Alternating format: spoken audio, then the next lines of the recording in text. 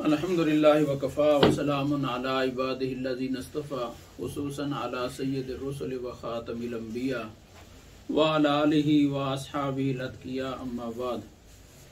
मकतूब number 30 शुहूद आफ़ाकी और अनफुसी और शुहूद अनफुसी और तजल्ली सूरी के दरमियान फ़र्क के बयान में और मकाम आबदियत की शान की बुलंदी और इस मकाम के उलूम शरइया के मुताबिक होने और इसके मुनासिब उमूर के बयान में मुल्ला मोहम्मद सिद्दीक जो इस दरगाह मुजद्दिदिया के पुराने खादमों में से हैं फरमाते हैं कि ये मकतूब गिरामी भी शेख निज़ाम थानेसरी रहमहुल्लाह की तरफ सादर फरमाया है। गुज़श्ता खत भी उन्हीं की तरफ था तो ये भी उन्हीं की तरफ।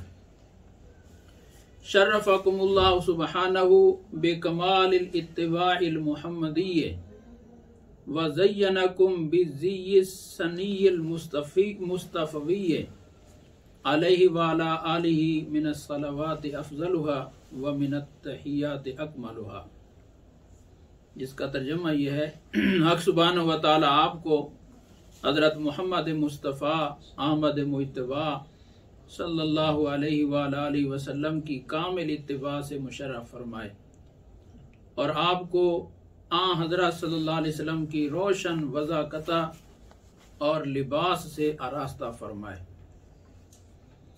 मैं नहीं जानता कि क्या लिखूं।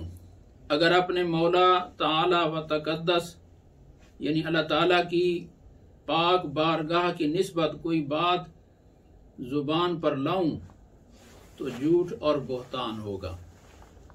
हक सुब्हानहु व तआला की आला बारगाह इससे बहुत बुलंद है कि मुझ जैसा बेहुदा गो अपनी जुबान से उसकी तारीफ करे।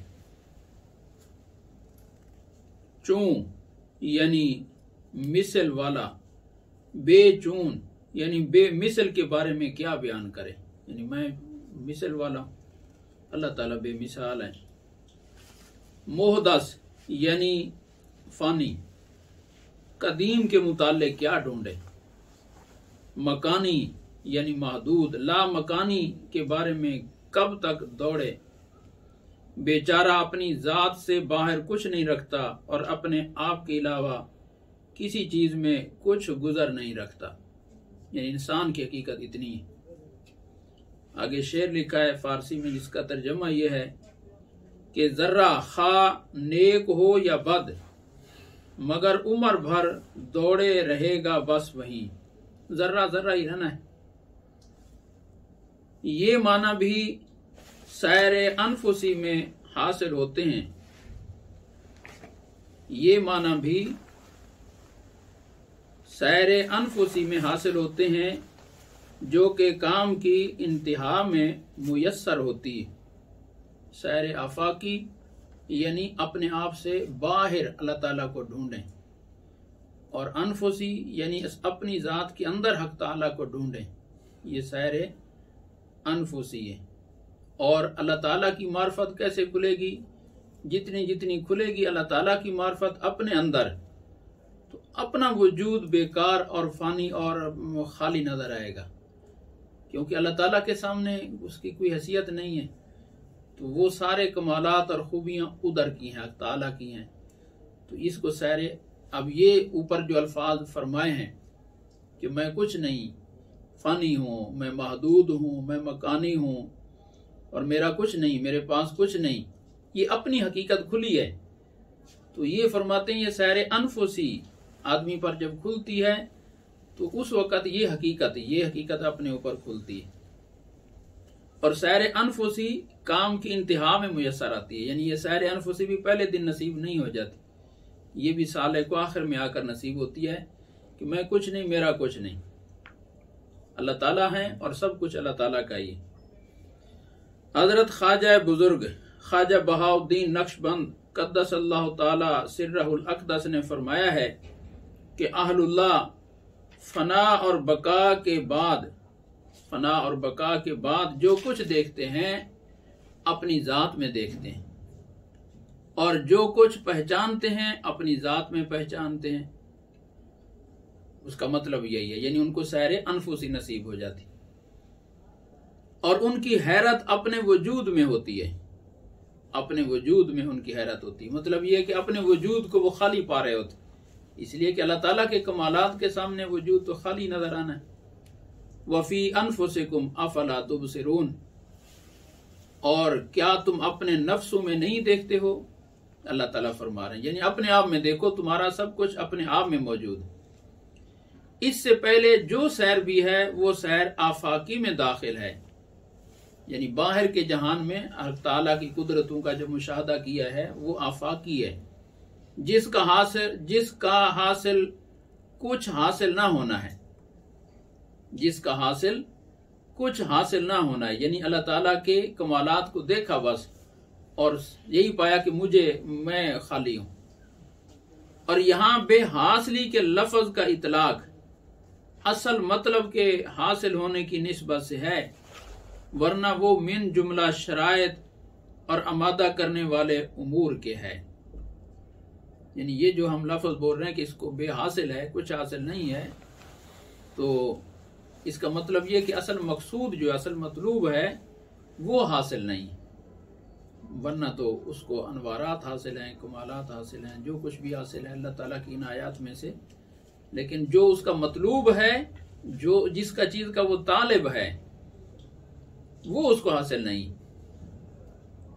शुहूद अनफुसी से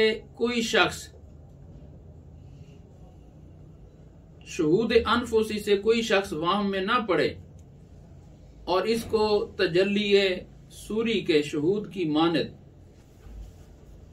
शहूद आफाकी, शहूद अनफुसी, एक है सैर आफाकी, सैर अनफुसी।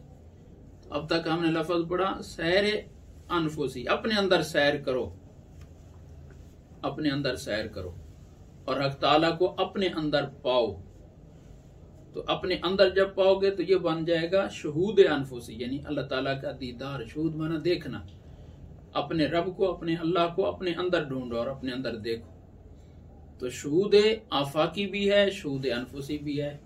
अल्लाह ताला को बाहर जहान में देखो, ये शहूद आफाकी हो गया। अल्लाह ताला को अंदर देखो तो शहूद अनफुसी हो गया।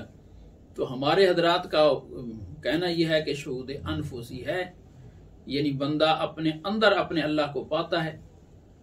और ऊपर हम पढ़ रहे हैं कि अल्लाह ताला को नहीं पाता, जो चीज हासिल करना चाहता है वो हासिल नहीं होती और बेहासिल रहती है। तो फिर जब अगर नहीं पाता तो फिर शहूद अनफुसी कहां से आ गया है? फिर शहूद अनफुसी तो हासिल ना हुआ उसको। तो शहूद अनफुसी से कोई शख्स वाम में ना पड़े और इसको तजल्ली सूरी के शहूद की मानद, इसको तजल्ली सूरी के शहूद की मानद, जो कि मुतजल्ला लहू, यानी जिस शख्स पर वो तजल्ली जाहिर हो रही है वो मुतजल्ला लहू है। जिस सालिक पर, जिस बंदे पर, वो बंदा मुतजल्ला लहू है। इसको तजल्ली सूरी के शहूद की मानद, जो कि मुतजल्ला लहू, यानी जिसको तजल्ली जाहिर हो रही है कि नफ्स में है, ख्याल न करे।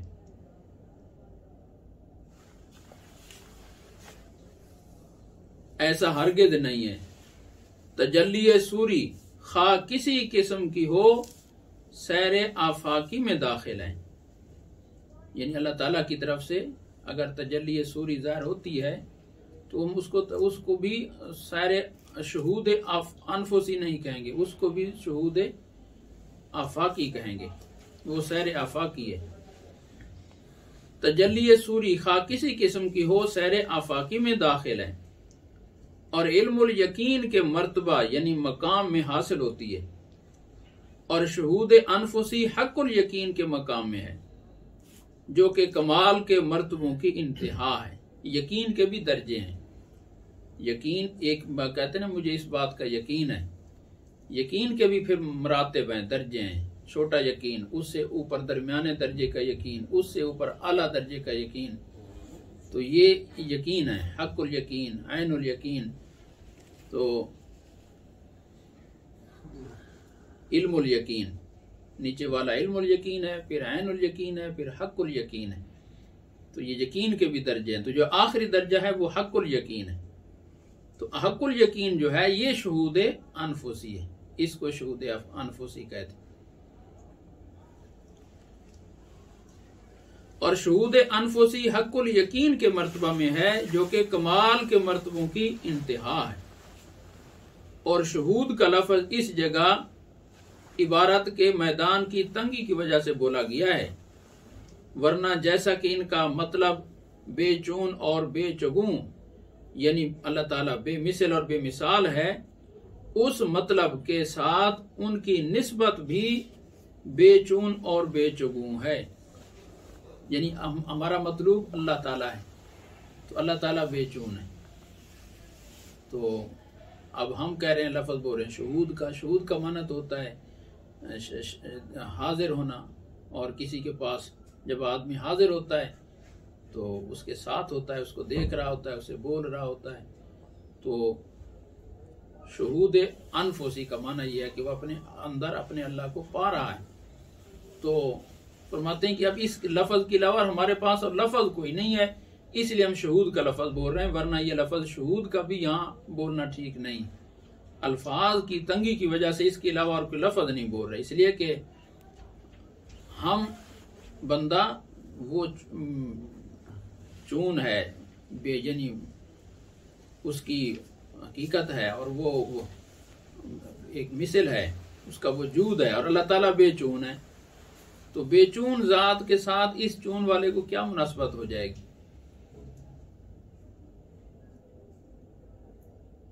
और शहूद का लफ्ज इस जगह इबारत के मैदान की तंगी की वजह से बोला गया है, वरना जैसा कि उनका मतलब यानी अल्लाह ताला उनका मतलूब वो बेचून और बेचगूं है, तो उस मतलूब के साथ उनकी जो निस्बत है वो भी बेचून और चगूं है।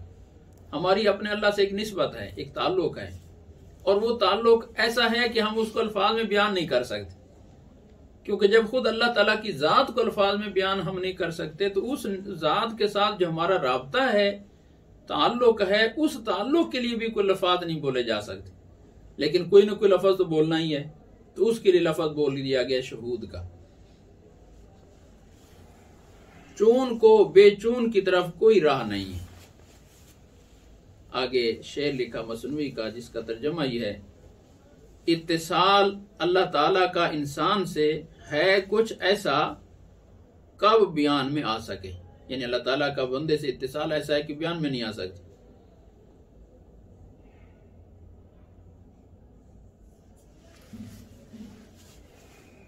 जिक्र यहाँ इंसान नाकिस का नहीं, बल्कि जो हो मर्द कामिल बिल यकीन। ये उसकी बात हो रही है कि उसका जो अपने रब से इत्तिसाल है, वो इत्तिसाल ऐसा है जो बयान में नहीं आ सकता। और शहूद सूर्य मजकूर के साथ शहूद अनफुसी के मुत्तहिद होने का वहम पैदा होने की जगह, इन दोनों मकामात में आदमी के बका का हासिल होना है। और शहूद सूर्य मजकूर के साथ शहूद अनफुसी के मुत्तहिद होने का वहम पैदा होने की जगह, इन दोनों मकामात में आदमी के बका का हासिल होना है। यानी आदमी अभी फना को नहीं पहुंचा, तो उसको शहूद सूरी तजल्ली सूरी शहूद सूरी उसको हासिल हो रहा है। वो देख रहा है। ये देखता कौन है? जो जिंदा हो। और जो है ही नहीं वो क्या देखेगा? जो है ही नहीं वो तो खत्म हो गया, तो फिर उसने देखना क्या है?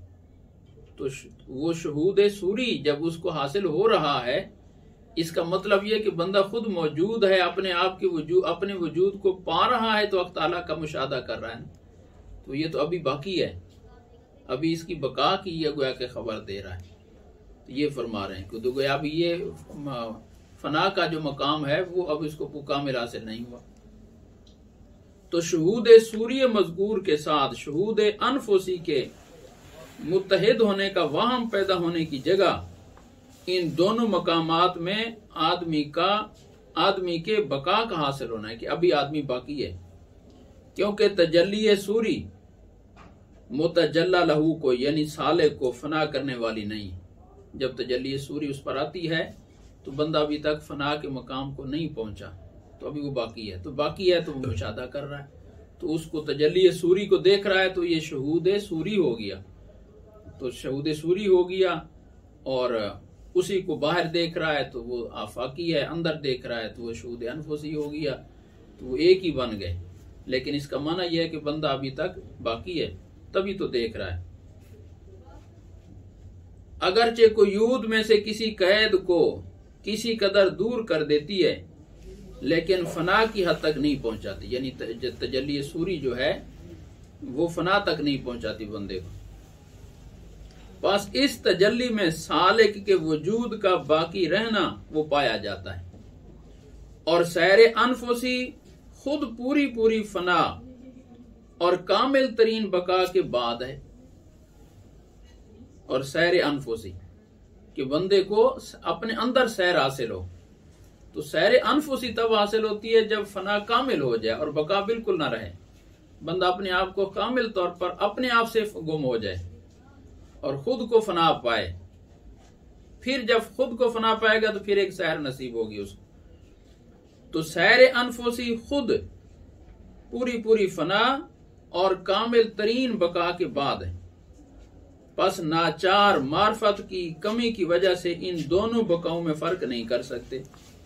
एक बका जो पहले थी, फना हासिल होने से पहले बका वाली थी, वो बका और है, और एक है फना के बाद जो बका कामिल मिलती है वो और है। तो वो बका जो है वो रुकावट नहीं है।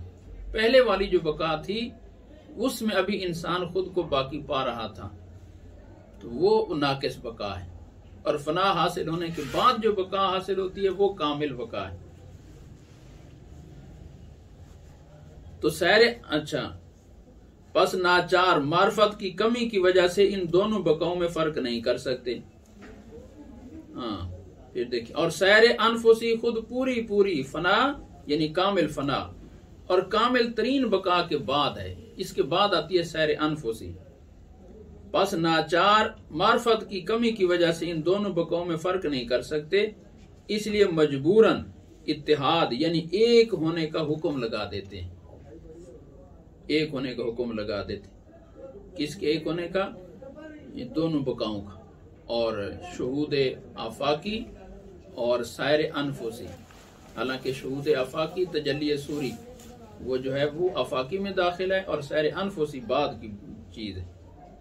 अगर इनको मालूम हो जाए कि दूसरी बका उनके नजदीक बका बिल्ला से ताबीर की गई है, और वो इस वजूद को वजूद महूब हक्कानी यानी हक सुबहानो व तआला का बख्शा हुआ वजूद कहते हैं, तो शायद इस वाम से निजात हासिल कर लें। जो दूसरी बका है, तो उस दूसरी बका में इंसान को एक वजूद महूब अता होता है, यानी अल्लाह की तरफ से एक वजूद अता किया हुआ वजूद महूब अता होता है। तो अब ये इस वजूद महूब को जो हासिल हो गया, अब इसको कहते हैं ये बका है। यानी पहला वजूद उसका जो था उनसुरी वजूद वो खत्म हो गया, और उससे उसको फना हासिल हो गई। तो पहले वजूद के साथ जो बका थी वो और बका थी, वो नाकिस बका थी। इस वजूद महूब के साथ जो अपने आप को बंदा बाकी पा रहा है, तो ये बकाए कामिल है।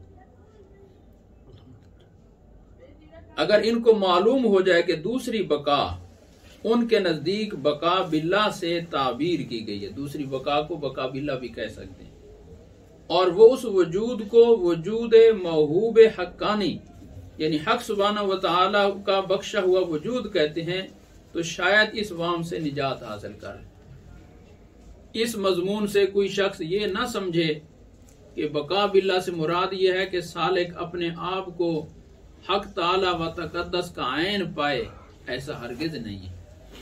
इसका ये माना नहीं है कि वो बंदा माज़ल अल्लाह ताला का एक ही हो गया, आयन हो गया, कि जो अल्लाह ताला थे वही बंदा हो गया, जो बंदा था वो अल्लाह ताला बन गया। ये माज़अल्लाह से हरगिज़ नहीं। बंदे को वजूद मिला है अलहदा, अल्लाह की तरफ से एक वजूद अता हुआ है, तो बंदा है और वो मखलूक है। अल्लाह ताला खालिक हैं और अल्लाह है।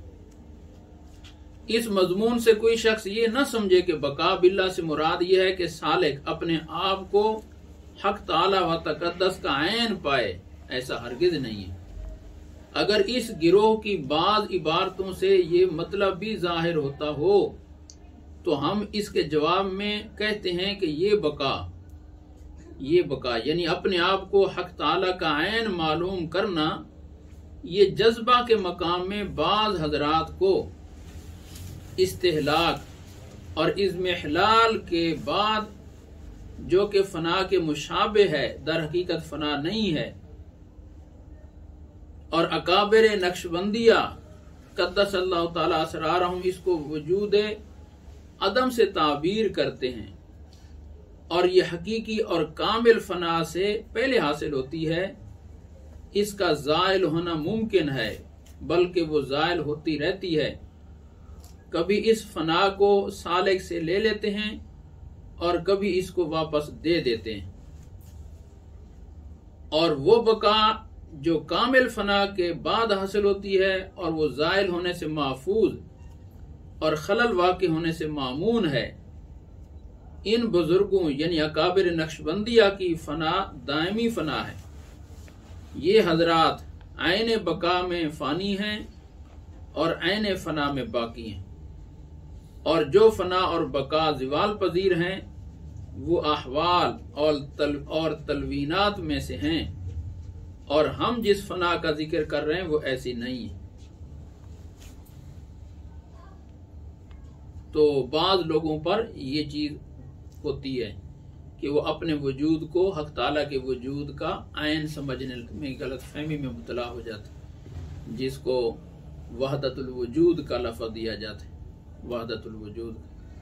तो ये जज्बा के मकाम में, और अभी इब्तदाई फना नाकिस फना के जो मकाम में लोग होते हैं तो उन पर ये चीज़ बाज़ दफ़ा खुलती है, और ये उनके इख्तियार में नहीं होती, वो गैर इख्तियारी उन पर खुलती है, वो नारा लगा देते हैं। तो वो माजूर हैं इस जुमले में, लेकिन जो इस मकाम का नहीं है वो तो माजूर नहीं है। तो वही जुमला अगर कोई दूसरा बोलेगा तो वो कुफरिया कलमा है, क्योंकि वो उस मकाम में माजूर नहीं है, उसको वो चीज़ हासिल नहीं है, और जिसको वो हासिल है वो उसके इख्तियार में नहीं है। वो जब इख्तियार में नहीं है तो वो माजूर है। तो इसलिए उसका हुक्म यह है कि अब उस पर फतवा भी ना लगाओ, उसकी इत्तिबा भी ना करो, उसको अपने हाल पर छोड़ दो, क्योंकि वो माजूर है, और जब अपनी होश में आएगा तो वो फिर ठीक हो जाएगा। तो वो तकल्लुफ़न नहीं कह रहा होता और इरादे से नहीं कह रहा होता ऐसा जुमला। तो हमारे हजरात ने उसकी हौसला शिकनी की और नफी की है, और उसको इब्तदाई जज्बे के मकाम में से एक मकाम पर यह बताया है। तो हजरात फरमाते हैं कि वो उस फना में अभी नहीं पहुंचा जो कामिल फना है, और उस बका में नहीं पहुंचा जो कामिल बका है, वो अभी इब्तदाई दर्जे में है, इसलिए उससे ये गलती सादिर हो रही। हजरत ख्वाजा नक्शबंद कद्दसल्लाहु ताला सिरहु ने फरमाया है कि वजूद अदम वजूद बशरियत की तरफ औद करता है। वजूद अदम वजूद बशरियत की तरफ औद करता है, लेकिन वजूद फना वजूद बशरियत की तरफ औद नहीं करता।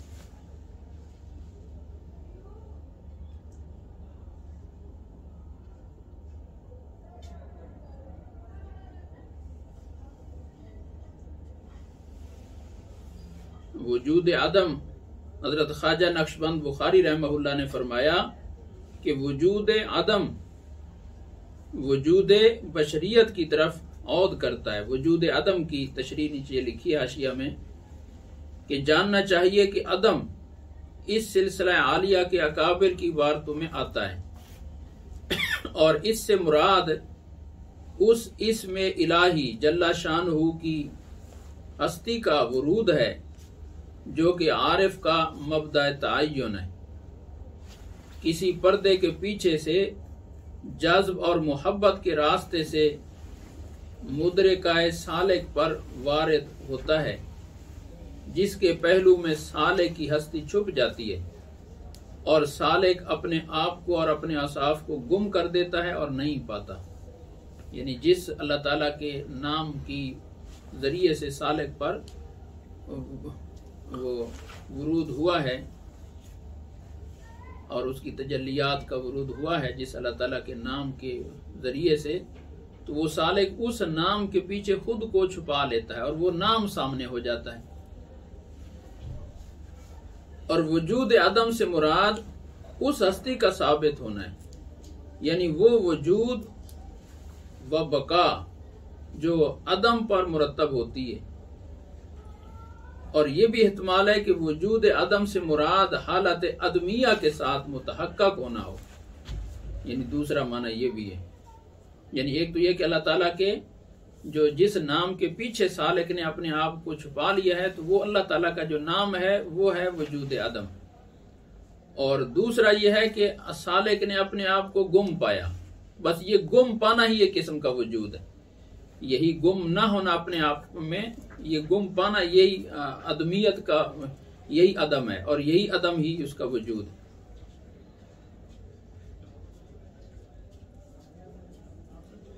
और ये भी एहतमाल है कि वजूद अदम से मुराद हालत अदमिया के साथ मुतहक्कक होना है, यानी सालिक के अंदर सिफत अदम पैदा हो जाए, बस तो ये वजूद अदम।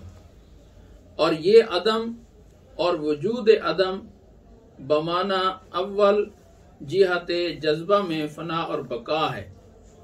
इस ज़हूर को हमेशगी यानी दवाम नहीं है, यानी शुरू में आदमी अपने आप को अदम पाता है, मादूम पाता है कि मैं नहीं हूं,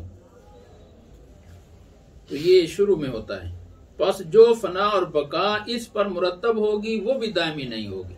ये अदम की जो हालत है, अदमियत की हालत कि मैं अपने आप को नहीं पाता, ये दायमी नहीं है। तो इस हालत में जो फना और बका हासिल होगी वो भी दायमी नहीं।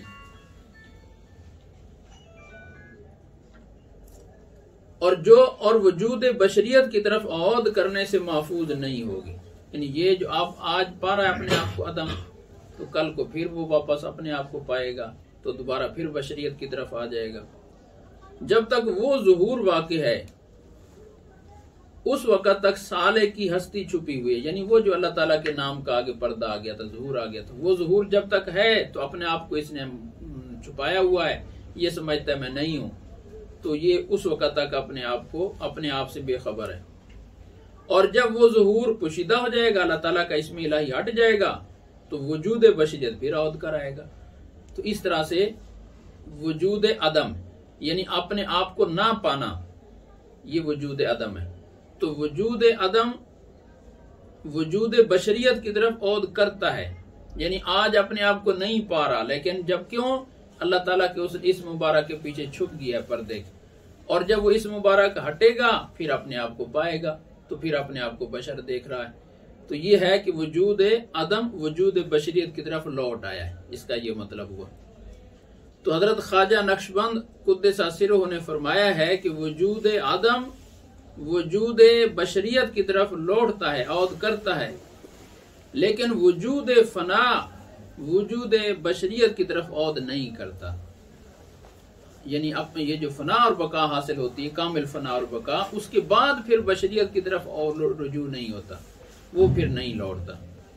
लेकिन वजूद फना वजूद बशरियत की तरफ रुजू नहीं करता, बस लाजमी तौर पर उनका वक़्त दायमी होगा और हाल सरमदी यानी हमेशा का होगा, बल्कि उनके लिए ना वक़्त है ना हाल है। उनका काम वक्तों के पैदा करने वाले यानी हक ताला के साथ, और उनका मामला अहवाल के फेरने वाले यानी अल्लाह ताला के साथ। लिहाजा ज़िवाल का कबूल करना वक्त और हाल के साथ मखसूस हुआ, और जो शख्स वक्त और हाल से गुजर गया है वो ज़िवाल से महफूज रहा। ज़ालिका फ़ज़लुल्लाह युतीहि मन यशा वल्लाहु ज़ुल फ़ज़लिल अज़ीम। कोई शख्स ये गुमान न करे कि वक़्त का दायमी होना उस वक़्त के तायुन वगैरह का असर बाकी रहने के एतबार से कहा गया है, न कि वक़्त की वजह से। ये बात नहीं है, बल्कि दवाम ऐने वक़्त के लिए है और हमेशगी नफ्स हाल के लिए है।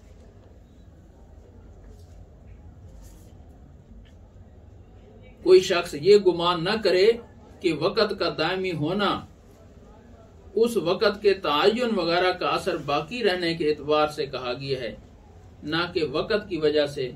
ये बात नहीं है, बल्कि दवाम ऐने वक़्त के लिए है और हमेशगी नफ्स हाल के लिए है।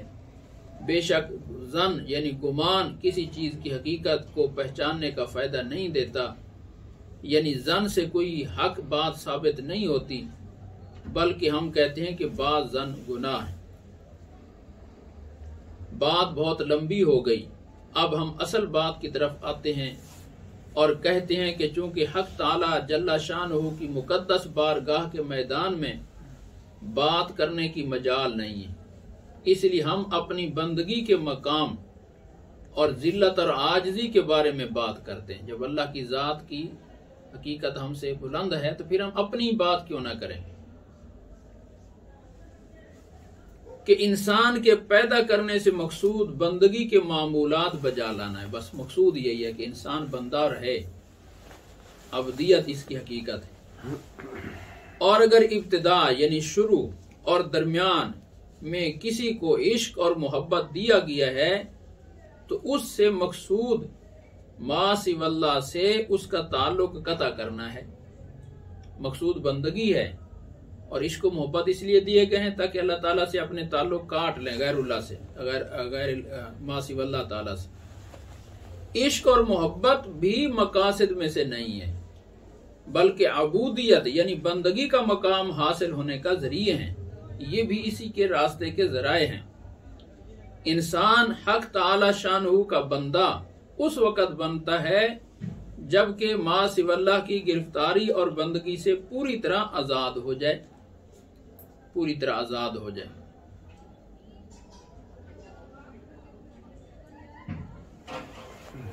और इश्क और मोहब्बत सिर्फ इन ताल्लुकात के मुनक़ते करने का वसीला होने से ज्यादा कुछ नहीं है। तो इनका मकसद यही, फायदा यही होता है कि गैरुल्लाह की गिरफ्तारी से बंदे को ये आजाद करवा देते हैं। तो जो इंसान की तख्लीक का मकसद है वो उसको जरा आसानी से हासिल हो जाता है। लिहाजा मरातब विलायत का आखिरी मकाम, आखिरी मर्तबा वो मकाम अबदियत है। विलायत का इंतहाई दर्जा यही है कि उसको विलायत मकाम अबदियत हासिल। विलायत के दर्जात में मकाम अबदियत से ऊपर कोई मकाम नहीं। इस मकाम में बंदा अपने मौला के साथ अपने लिए उसके सिवा और कुछ मुनासिब नहीं पाता कि बंदा की जानिब से एहतियाज है और मौला ताला व तकद्दस की जानिब से जात और सिफात के एतबार से पूरी पूरी इस्तिगना और बेनियाजी है। बस बंदे पर यह हकीकत खुलती है कि मैं सरापा एहतियाज हूँ और मैं सरापा मोहताजगी हूँ, मेरे पास कुछ नहीं है, किसी किस्म की कुदरत ताकत नहीं। और अल्लाह ताला सरापा इस्तिगना और सरापा बेनियाजी, ये हकीकत एक अल्फाज हैं और एक है कि अपने अंदर कोई ये चीज देखे। तो अल्फाज तो हर बंदा बोल लेता है, लेकिन अपने अंदर ये चीज देखे, ये मकाम है सालिक। ये बात हरगिज नहीं है कि अपनी जात को हक ताला जल्ला शानू की जात के साथ और अपनी सिफात को अल्लाह जल्ला शानू उसकी सिफात के साथ और अपने अफ़आल को अल्लाह सुब्हानहू व तआला के अफ़आल के साथ किसी लिहाज से भी मुनासबत महसूस करे, ये कभी भी उसके ज़हन में ना आए कि मेरी ज़ात वही है, मेरी सिफात वही हैं जो अल्लाह ताला की माज़अल्लाह, ये कोई भी मुनासबत नहीं है। ना मेरी ज़ात को अल्लाह ताला की ज़ात से कोई मुनासबत है, ना मेरी सिफात को अल्लाह ताला की सिफात से कोई मुनासबत है, ना मेरे अफ़ाल को अल्लाह ताला के अफ़ाल से कोई मुनासबत। ज़िल्लियत का इतलाक यानी ज़िल कहना भी मिन जुमला मुनासबात से है। इससे भी पाक और मुनज़्ज़ा जाहिर करते हैं कि अल्लाह ताला के ज़िल भी नहीं है, ये भी एक मुनासबत को जाहिर करता है। हक सुब्हानहू व तआला को खालिक और अपने आप को मखलूक जानते हैं, इससे ज्यादा कुछ कहने की जुर्रत नहीं कर सकते। बस यही कह सकते हैं, आखिरी जुमला ये कि वो खालिक हैं, हम मखलूक। बाकी हमारा खालिक का और मखलूक का आपस में क्या जोड़ हो सकता। तौहीद फेली इन बुजुर्गों की एक जमात को राह सलूक के दौरान हासिल होती है। तौहीद फेली यानी एक ही अल्लाह सब कुछ करने वाला है और वो सिवाय हक सुब्हानहू व तआला के किसी को फाइल नहीं पाते, कि फाइल सिर्फ अल्लाह ताला ही है। ये बुजुर्ग हजरात नक्शबंदिया कुद्दसा सिरहुम जानते हैं कि इन अफ़आल का खालिक यानी पैदा करने वाला वही एक जात यानी हक ताला है, ना कि इन अफ़आल का मुर्तकिब बंदा है। अफ़आल का खालिक बंदा नहीं है, अफ़आल का खालिक सिर्फ एक ही अल्लाह ताला है। क्योंकि ये बात खुद ज़ंदका और इल्हाद तक पहुंचाने वाली है। हम इसको एक मिसाल से वाज़े करते हैं। मसलन कोई शोबदाबाज पर्दे के पीछे बैठकर चंद बेजान तस्वीरों को हरकत देता है और उनमें नए नए अजीब व गरीब अफ़आल हरकत में लाता है। यानी कुछ चीजें पड़ी हुई हैं और वो पर्दे के पीछे बैठा है और वहां से कुछ पड़ता है, ये चीजें हिलने लग जाती हैं, हालांकि बेजान है। कोई सोटी हिलने लग जाती है, कोई और चीज हिलने लग जाती, कंकरी हिलने लग जाती है। वो पर्दे के पीछे बैठा, असल तो वो हिला रहा है अपनी शोबदे से। और इनमें नए नए अजीब व गरीब अफ़आल हरकत में लाता है। तेज नजर और बारीक बीन लोग जानते हैं कि इन बेजान मूर्तियों में इन अफ़आल के बनाने वाला वही शख्स है जो पर्दे के पीछे बैठा हुआ है। जो समझदार है वो समझ जाएगा कि ये चीजें खुद नहीं हिल रही, लेकिन इन अफ़आल को इख्तियार करने वाली वही सूरतें हैं। इसलिए वो कहते हैं कि ये सूरत मुतहर्रिक है, और ये नहीं कहते कि शोबदाबाद मुतहर्रिक, क्योंकि हिल यही रही हैं, कंकरियां हैं, छोटियां हैं, तो यही कहेंगे कि कंकरी हिल रही है, निस्बत इसी तरफ कर देंगे, कंकरी हिल रही है। जो पीछे हिला रहा है वो नहीं कहेंगे कि वो हिल रहा है, हालांकि हकीकत में पीछे करने वाला वो है। दर हकीकत ये लोग यानी हजरात नक्शबंद कुद्दसा सिरहुम इस हुक्म में हक ताला को साबित करने वाले हैं। हजरात अंबिया अलैहिमुस्सलावात व तस्लीमात की शरीयतें भी इसी हुक्म को बयान करती हैं, और वहदत फेल के साथ हुक्म करना शुक्र वालों का कलाम। वहदत फेल यानी अपने फेल को अल्लाह का फेल कहें कि मेरा फेल मेरे अल्लाह का फेल है, तो मेरा फेल कुछ नहीं है, मेरी हकीकत ही कुछ नहीं है, जो भी फाइल है वो अल्लाह ताला ही है। तो इसलिए बंदा मेरा फेल का माना यह है कि वो अपने आप को फाइल समझ रहा है, फिर अपने फेल को अपने अल्लाह का फेल समझ रहा है, तो ये वहदत है अपने अल्लाह को अपने साथ। तो ये शुक्र वालों का कलाम है, जो अभी नशे की इसमें कैफियत इब्तिदाई कैफियत में है, ये उनका कलाम। वरना जो हकीकत वाला है वो यही समझता है कि वाहिद जात फ़आल जात अल्लाह ताला की है। और वहदत फेल के साथ हुक्म करना शुक्र वालों का कलाम है। बल्कि सरी हक बात यह है कि फ़ाइल मुतअद्दिद हैं और अफ़आल का खालिक एक ही है। यानी हम काम कर रहे हैं, बज़ाहिर हर बंदा फ़ाइल है, लेकिन हकीकत में खालिक एक ही है, अल्लाह ताला ही। तो इसको यानी अहले सुन्नत वल जमात की जो ताबीर है और इल्मी एतबार से उसको यूं कहा गया है कि बंदा कासिब है, अल्लाह ताला खालिक है अफ़आल के। बंदा अपने फेल का कसब करता है, लेकिन फेल को पैदा करने वाला वो अल्लाह है। यानी बंदा ज़राए असबाब इख्तियार करता है किसी भी फेल के, लेकिन उसको वजूद देना और उसको जाहिर करना यह ताला की कुदरत में। तो उसी को हजरत अपने अल्फाज में इरशाद फरमा रहे हैं। बल्कि सरी हक बात यह है कि फाइल मुतअद्दद हैं, यानी बंदे बज़ाहिर काम कर रहे हैं, फाइल मुतअद्दद हैं और अफ़ाल का खालिक एक ही है। और इसी की मानद वो कलाम है जो बाद सूफियों ने तौहीद वजूदी के बारे में कहा है। तौहीद वजूदी कि मेरा वजूद, उनका वजूद, उनका वजूद, जो भी वजूद हमें नजर आ रहा है वो सब अल्लाह का वजूद है, ये वहदतुल वजूद, ये भी शुक्र की बात। और इसी की मानद वो कलाम है जो बाद सूफियों ने तौहीद वजूदी के बारे में कहा है, वो भी शुक्र वक्त और गलबा हाल पर मबनी है। उलूम लदुनिया के दुरुस्त होने की अलामत यह है कि वो उलूम शरइया के साथ वाज़े तौर पर मुताबिक हों। सूफिया के जो उलूम है वो कश्फी हैं और शरीयत के उलूम वही से हैं, तो कश्फी उलूम हक हैं या गलत हैं, उनकी अलामत यह है कि वो शरी उलूम के मुताबिक, जो उनका इल्म शरीयत के उलूम के मुताबिक है वो हक है, और जो शरी उलूम से टकराता है वो गलत है। उलूम कश्फिया के दुरुस्त होने की अलामत यह है कि वो उलूम शरिया के साथ वाज़े तौर पर मुताबिक हों। अगर उसमें शरी उलूम से बाल बराबर भी तजावुज हुआ तो वो शुक्र की वजह से है, और हक वही है जिसको उलमाए अहले सुन्नत वल जमात ने तहकीक की, और उसके अलावा ज़ंदका और इल्हाद है या शुक्र वक्त और गलबा हाल है। अगर शुक्र की वजह से कह रहा है फिर मगलूब है, कसदन कह रहा है फिर मुल्हिद है, जिंदीक है, फिर वो कुफर है। और ये तमाम मुताबकत मकाम अबदियत में हासिल होती है। इस मकाम के सिवा एक किस्म का शुक्र ही है और कुछ नहीं। तो जो मकाम अबदियत तक अभी नहीं पहुंचा उससे शुक्र वाली इस तरह की बातें जाहिर होती हैं, और जिसको आखिरी मकाम अबदियत हासिल हो गया है तो फिर वो इन शुक्र वाली बातों से निकल चुका है। किसी शख्स ने हजरत ख्वाजा नक्शबंद कुद्दस सिर्रुहु से दरियाफ्त किया कि सलूक से मकसूद क्या है।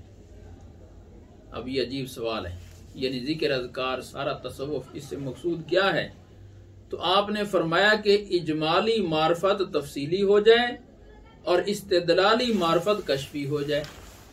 यानी जो हम पहले जानते हैं लेकिन इजमाली जानते हैं, अपने अल्लाह ताला को मानते हैं, अल्लाह ताला की ज़ात को, सिफात को, अफ़ाल को। अब ये अफ़ाल की बात चली है, हम मानते हैं कि खालिक अल्लाह है, फ़ाइल अल्लाह है, लेकिन अब उसको ज़रा खोल दें और वही तफसीली तौर पर हमारे सामने आ जाए, और फिर वो खोलें भी दलाइल के जरिए नहीं, वो अपने अंदर से उठे कि हाँ ये है, ये माना है कि वो बदी हो जाए, इस्तेदलाली खत्म हो जाए।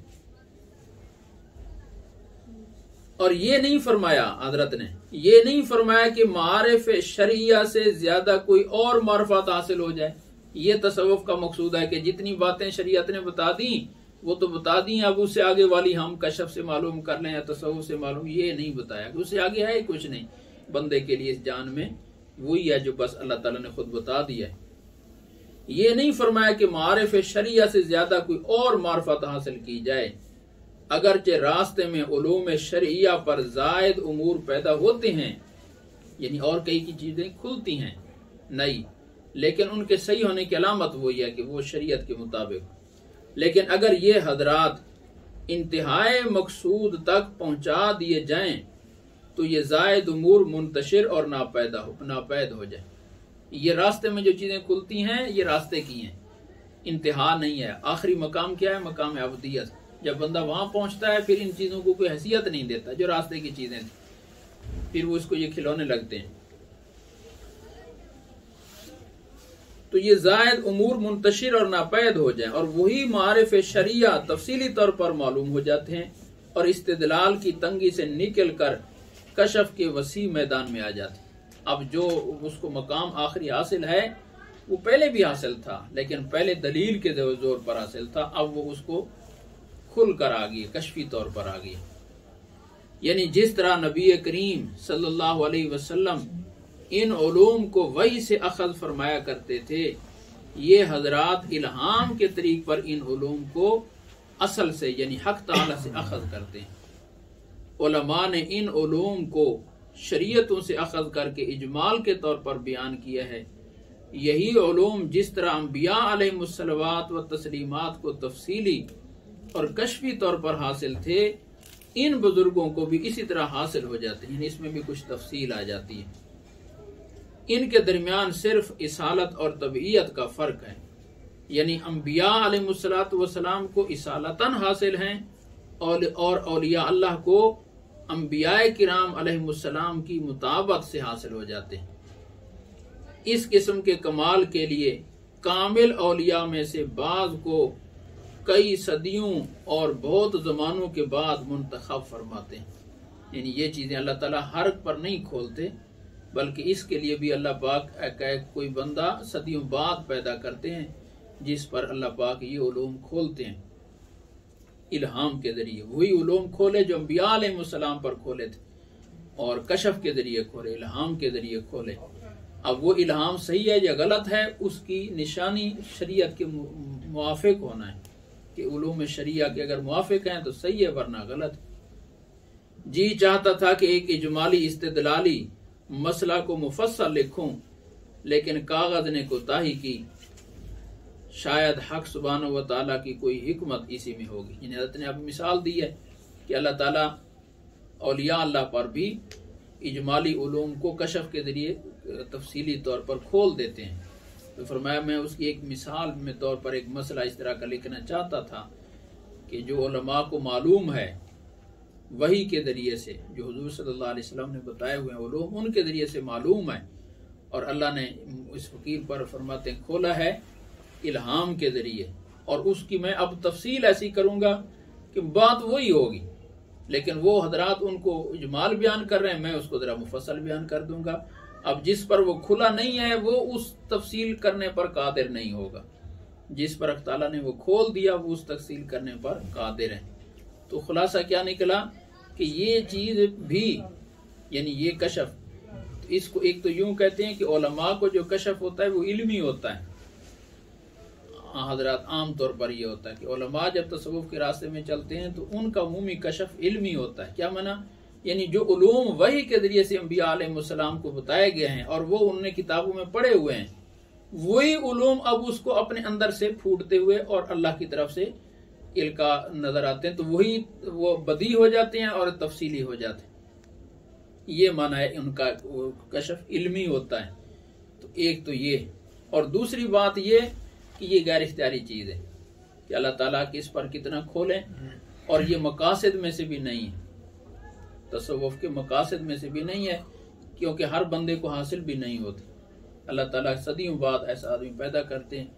मकासद में से जो है वो है मकाम अबदियत, यहाँ तक पहुँचना, कामिल फना और कामिल बका के हासिल होने के बाद जो मकाम अबदियत है। तो ये हर बंदे को कुछ ना कुछ हिस्सा इसका अल्लाह ताला अता फरमा देते हैं, जो इखलास नियत के साथ और सही तरीके से इस रास्ते पर चल रहा होता है। जिसका जितना नसीब और मुकद्दर होती है अल्लाह ताला ये उसको मर्तबा अता फरमा देते हैं। बस यही उसका है कि मकाम अबदियत। और ये पहले दिन भी हासिल था, जब तसव्वुफ में दाखिल हुआ तो उस वक़्त भी मकाम अबदियत था, इसको हासिल, हर बंदे को हासिल है, हर मुसलमान को हासिल है मकाम अबदियत। लेकिन वो इजमाली हासिल था, अब तफसीली हो जाएगा। वो इस्तिदलाली तौर पर था, अब कशफी हो जाएगा। अब उसका फायदा क्या होगा कि अब उसके जिवाल का खतरा निस्बतन कम हो जाएगा। उसके जिवाल का खतरा, यानी जो दलील से मालूम है तो उससे कोई मजबूत दलील देकर इसको फेर सकता था। पहले इसने दलील के जरिए से एक बात मानी हुई, अब कोई ऐसा उसके सामने आदमी आ जाए कि जो उसकी पहली दलील को तोड़ दे और उसे वजनी दलील उसके खिलाफ दे दे, तो वो खतरे में है। लेकिन जब वो उसको अपने अंदर से कशफी तौर पर देख लेगा शरा सदर के साथ कि नहीं ये मसला हक है, तो अब उसको उस मसले को मानने के लिए दलील की जरूरत नहीं रही। तो अब उसको कोई गलत दलील देकर उसको कोई बहका ले, ये खतरा कम हो जाएगा। बस ये फायदा हुआ अब कि उसके ईमान के जिवाल का खतरा निस्बतन कम हो गया और उसको अब किसी भी बात को मानने के लिए दलील की हाजत नहीं रही, एहतियाज बाकी नहीं रही कि वो अपने अल्लाह को, अपनी अल्लाह ताला की ज़ात को, सिफात को और बाकी जितनी चीज़ें हैं उन सब को मानता है और बगैर दलील के मानता है, महज अपने अंदर के विजदान से जो अल्लाह ने उस पर खोला है उसके ज़रिए मानता है। तो फिर अब इसका हासिल ये हुआ कि तसव्वुफ वो बेकार नहीं है, और फिर इसमें यानी ये उसके मकासद में से एक अहम मकसद है। और फिर इसमें इखलास का हासिल होना ये भी अब आसान हो जाएगा, क्योंकि जो सिर्फ अबदियत को मानता है लेकिन अल्फाज के साथ मानता है, अल्लाह का हुक्म समझकर उसकी हकीकत नहीं खुली उस पर, तो उसके अंदर इतना पूरा इखलास नहीं होगा, उसको अपनी फनाइयत नहीं खुली, अपना अपना यानी मोहताजगी नहीं खुली, और कुछ न कुछ अपने को भी पाता है, तो उसकी वजह से उसके अंदर तकब्बुर और रिया और दूसरी चीज़ें ये उठती हैं। लेकिन जब अपने आप को फना पाएगा तो फिर मैं तो हूँ ही कुछ नहीं, तो मैं तकब्बुर किस चीज़ का करूँ, ये चीज़ें भी उसको, यानी गैरुल्लाह की गिरफ्तारी, मा सिवल्लाह की गिरफ्तारी जो है ये खराबियां पैदा करती है।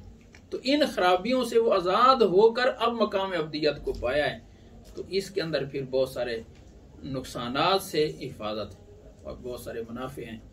हक ताला हमें नसीब फरमाए। आखिर दावाना अल्हम्दुलिल्लाहि रब्बिल आलमीन।